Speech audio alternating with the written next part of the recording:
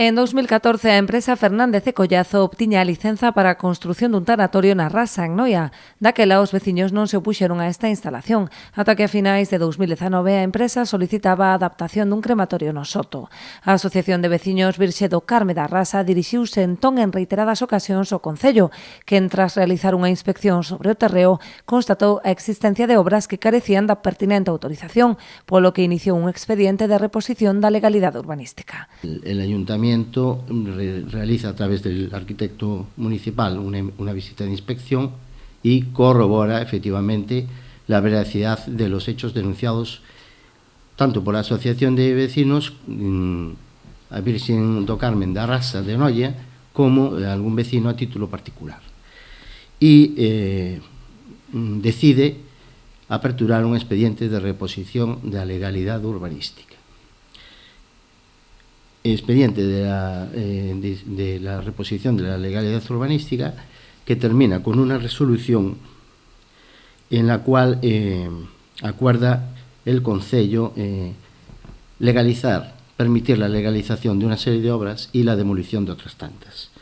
Ante esta resolución notificada a las partes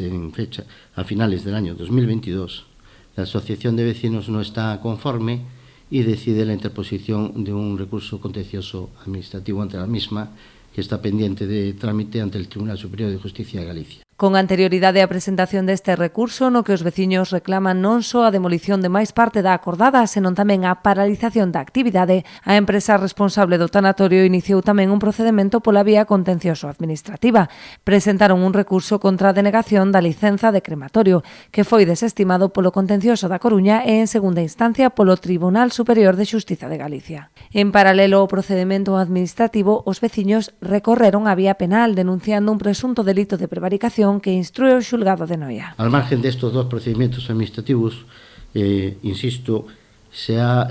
aperturado por el Juzgado de Instrucción número 1 de Noia un procedimiento penal a raíz de denuncia interpuesta por la Asociación de Vecinos Virxen do Carmen da Rasa, que represento, la cual está actualmente en trámite por un presunto delito de prevaricación administrativa, si bien es cierto que la denuncia se ampliaba a otra serie de delitos, como por ejemplo falsedad documental, delito contra la ordenación del territorio y urbanismo y delito contra los recursos naturales y medio ambiente. Y esta denuncia está actualmente en trámite. Pola súa banda, dende o Concello explican que se realizaron todos os trámites administrativos correspondentes para a reposición da legalidade e que, unha vez aberto o procedemento penal, agardarán a resolución xudicial para actuar en consecuencia.